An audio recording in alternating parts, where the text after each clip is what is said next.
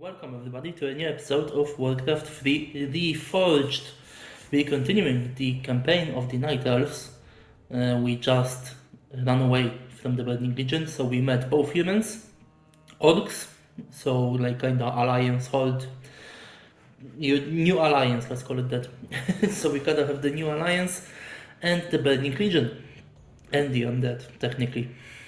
But the undead, from what I understand, the Night Elves, although being in a completely new continent, they did have some kind of connection to what was happening in the Eastern Kingdom. So they knew about the scourge. In fact, they knew about it way before the plague of Lurder, because the scourge started in the Northland, where there was humans, orcs. Well, I don't know about orcs, but for sure humans and high elves.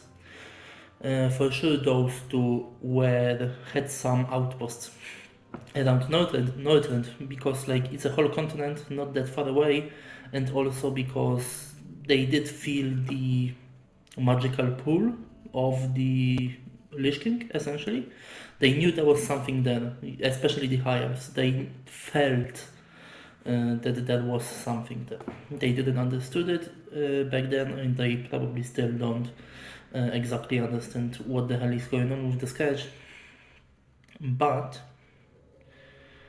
the Night Elves also knew about it. How they knew about it? Well, we're going to talk about it in this episode. Because in this episode, I believe what we're doing is, yes, awakening Storm Rage. Mr. Furion, Malfurion, they changed his name for some reason, I don't know.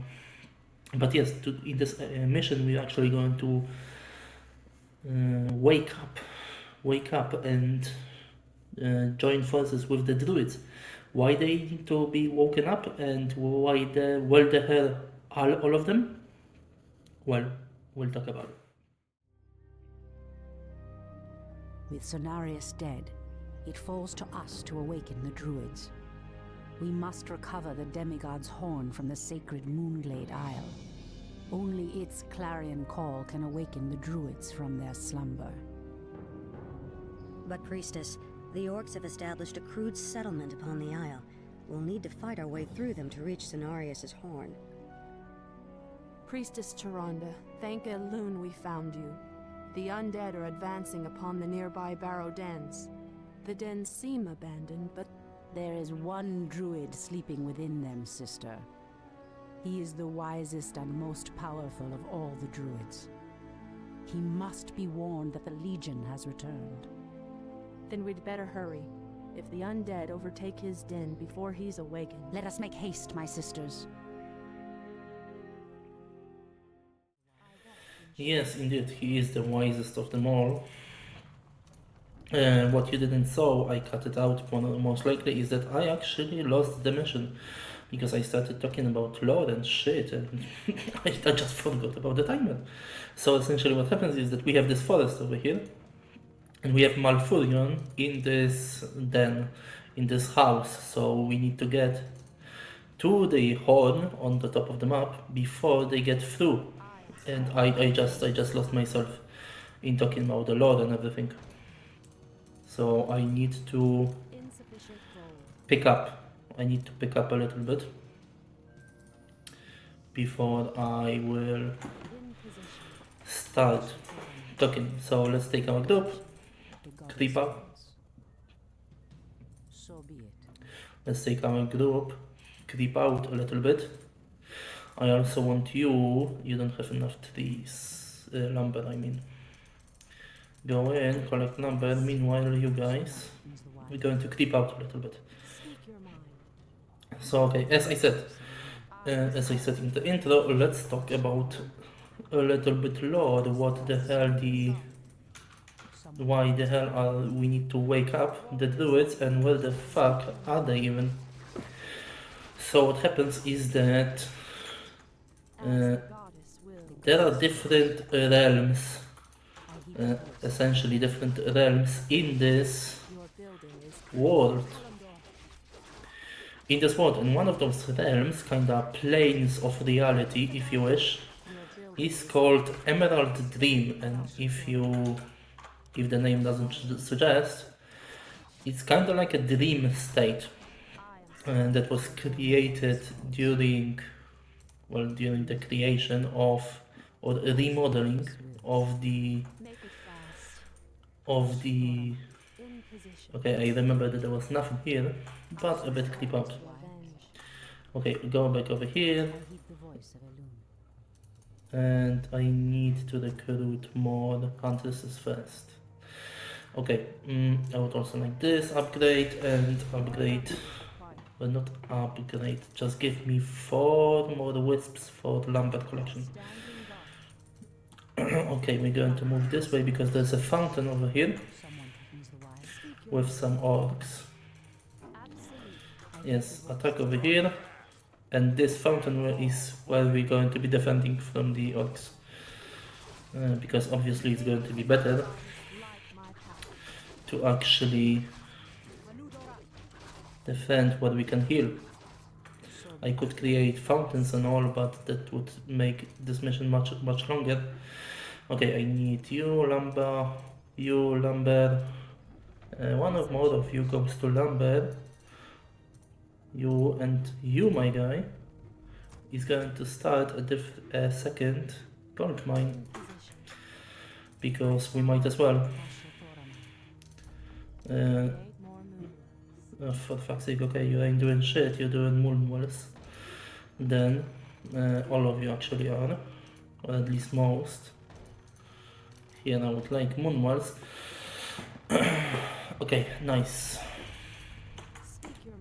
So this little plane of existence called the Emerald Dream is essentially like a spirit world, where everything on Azeroth is essentially like a copy of Azeroth, but as it's supposed to be through a druid's worlds. That means completely natural, without civilization, intelligent civilization. So like elves, humans and orcs, all the orcs are from a different planet, but without those civilizations that are using and in a druid's understanding corrupting and destroying nature. So without that, right? But more nature as it's supposed to be, without interference from any intelligent life. And while they don't need to travel there, like it's not like a compulsory thing for the druids that they need to go there in order to, like, I don't know, regenerate their powers or anything like this. It's not like compulsory. They don't need to go into the Emerald Grove, but they choose to do so because it allows them to connect with nature more, which is obviously what the druid lifestyle, if you wish, is all about, right? Connection with nature.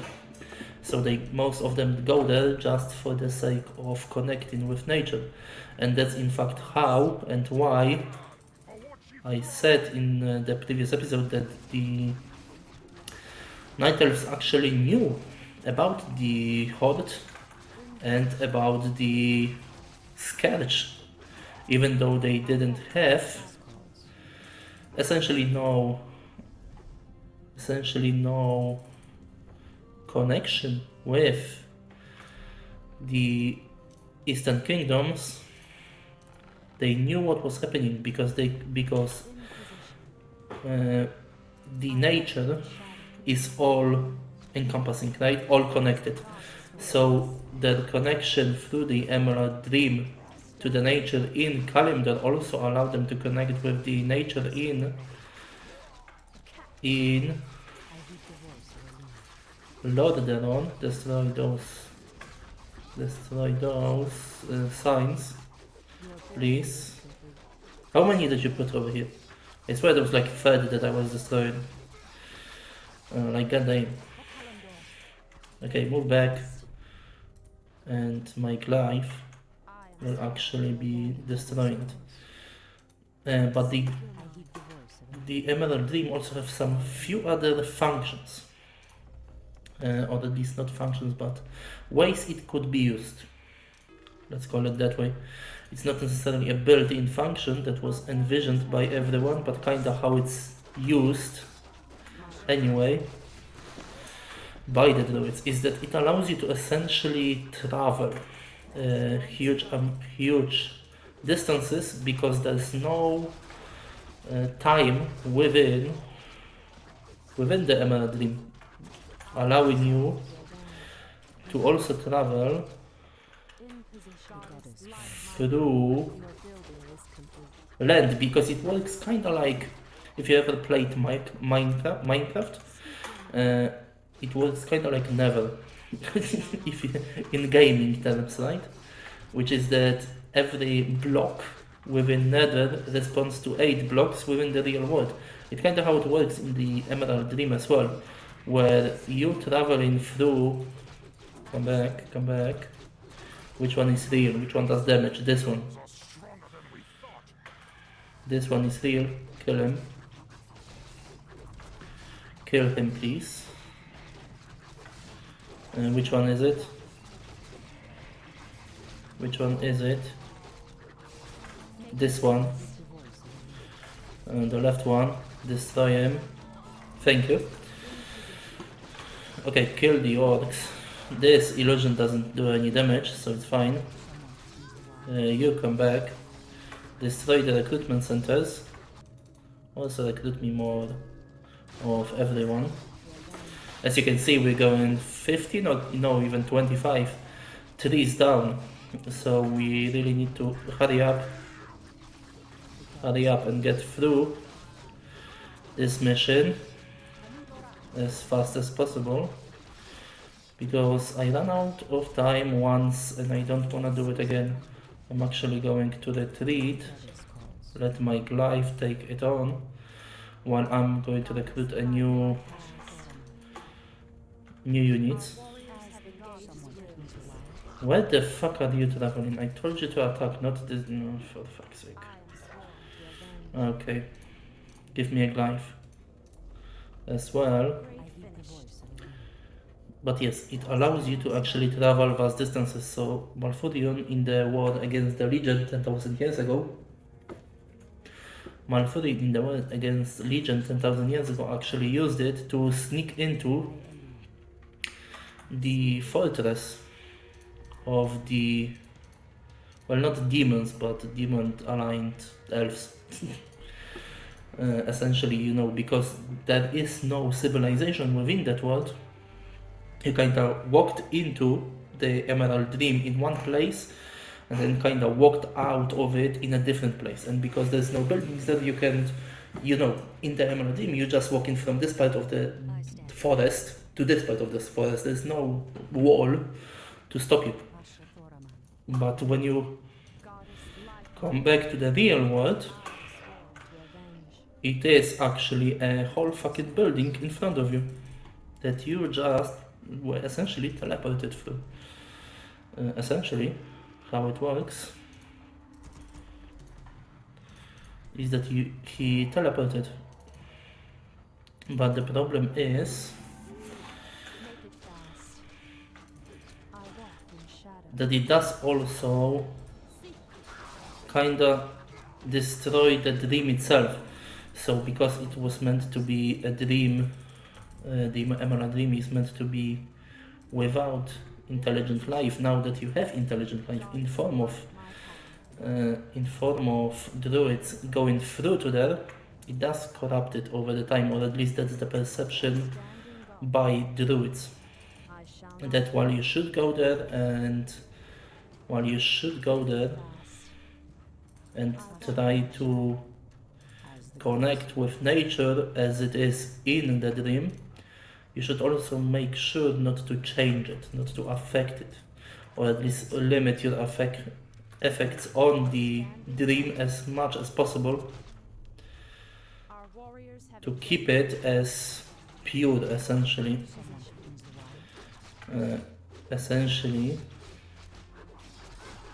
Nice, destroy the fucking buildings, the barrows.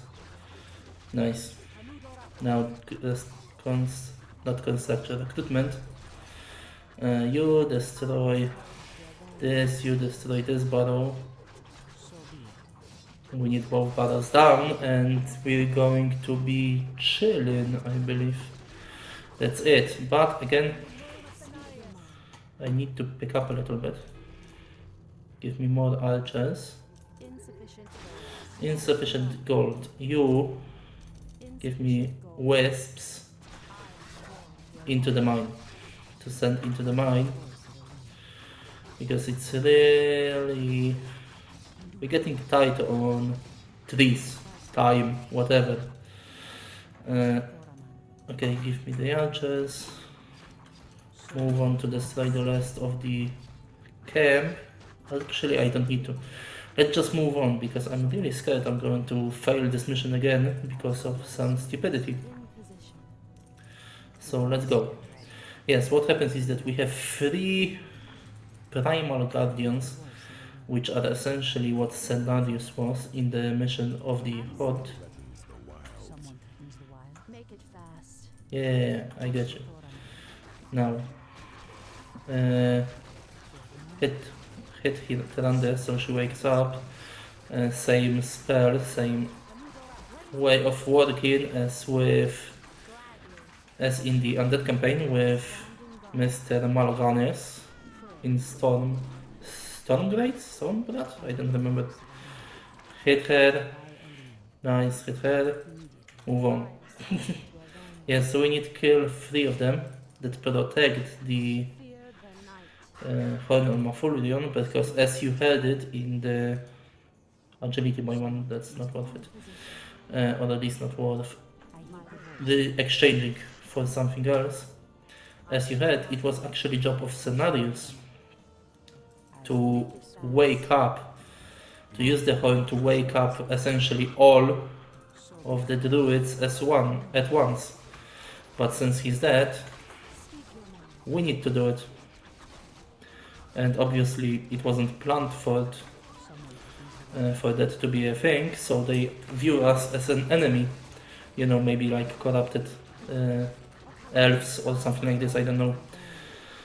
I don't know the reasoning, but I know that they don't want us to get that. Anti-magic potion, I don't need it. Okay, go in. Destroy the last spirit. Kill the last spirit. And we should be fine. Tyrande used the spell again. The boost. Those guys have chaos damage, yeah.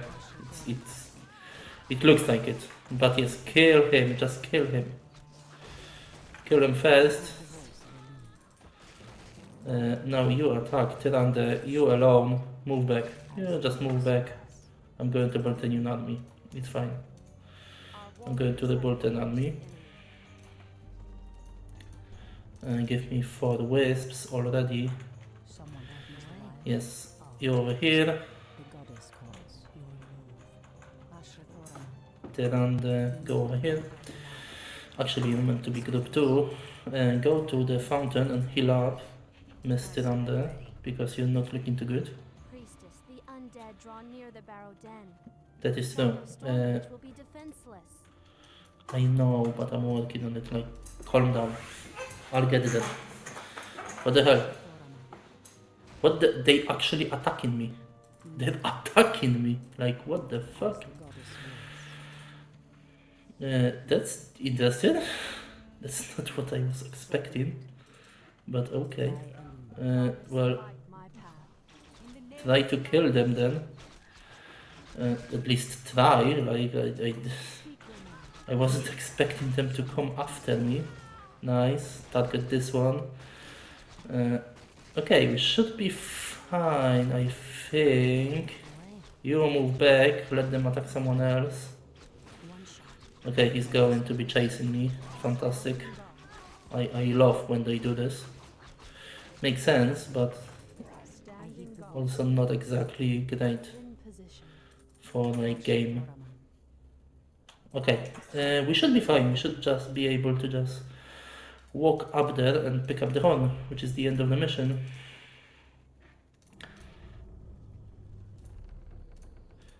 Pick up the mission, and the mission, pick up the horn. I'm getting a bit tongue-tied over there. I walk in shadow. But yes, that should be it. So yes, I played it on normal because on hard I just didn't have time. I just didn't have time to talk about lore, and I would like to talk about lore a little bit. I think it's more important than good gameplay because the game is 20 years old. You should know. At last, the Horn of Cenarius.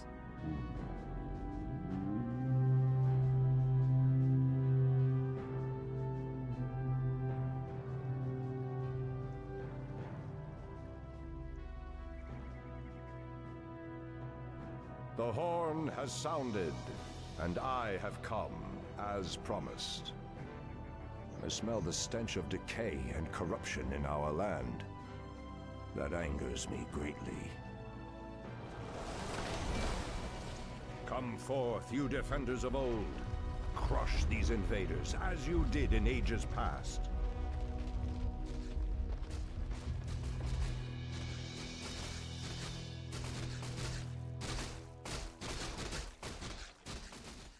Yes, so Malfurion have been awakened. He returned to the real world. And now he's going to help us. Because Malfurion is, after all, the leader of the Night Elves. After the destruction of the well, after the destruction of the empire that Night Elves once had, the fall of Ashara, their queen, they were basically leaderless in a form of actual kingship and anything like this. But there was some leaders, people that were elected to lead and that were most respected, I would say. So it's not like he is the king of the Night Elves, Malfurion, but he's the most respected and, as said here, the most powerful of all the druids. So if he says something, it goes for most of the time, right? Obviously there were other people like, for example, Tyrande, who is the leader of the organized archers, and not archers but huntresses, and the order of the hunters of the Night Elves. But then you also had someone like Cenarius, who is less a Night Elf and more like a spirit of the land, a demigod, it was stated in the game itself. So, there's different people that had some say over what the hell is going to happen with the Night Elves, but Malfurion was the one that led the most. That was the highest leader of everyone, through the sheer power and respect that he brought with him. But that is only one person, obviously, because we didn't expect the Burning Legion, because the Night Elves didn't expect the Burning Legion and the Skirts and so on and so forth to attack Kalimdor itself, or at least do it now. They kind of have to hurry up and are a bit chaotic and disorganized. So now we have to go to actually every druid, instead of Cenarius doing one spiritual blast that awakes all of the druids at once. Now we have to do it manually and go to every place, wake up the druids, and so on and so forth. So now we have Malfurion, which is the most important because he's the leader. And now we're going to rise other druids within the Emerald Dream. So next time I believe it's going to be a mission with the Satyr, I believe. I'm a bit like Night Elves campaign, I don't really remember that much. Which is, I told you many times that I think it's one of the weakest, second weakest, I think. I think the hierarchy goes like, human campaign is the worst, it's the best story, I think, but it's the worst when it comes to gameplay. Because they really handhold you, like, it's tutorial campaign essentially, right? Because that's the first one, it makes sense. The ended campaign I really like it because it's a good balance between gameplay and story. Then the Orc campaign is the best by far, because gameplay is amazing, they don't handhold you, they know what you're doing, and they expect you to do it right. right? And the story is also great, right? I tell you, this conclusion of the Orc campaign is the best, with the Grom and the whole corruption of the Orc bloodline. Like, the whole story is amazing, gameplay is amazing, best campaign. And then the Night Elves is, once again, the story is pretty good, but it's also kind of like blasting you with new information. Like, with Orcs, the story is concludes. There's a clear conclusion. With the Night Elves, it's kind of like a reset after the Orc campaign with the Night Elves, because they need to reset the story, because we have no clue who the Night Elves are, we have no clue who those characters are, we don't know nothing about them. So they have to reset the story, and they have to reset the gameplay. So it feels like a repeat of the human campaign again.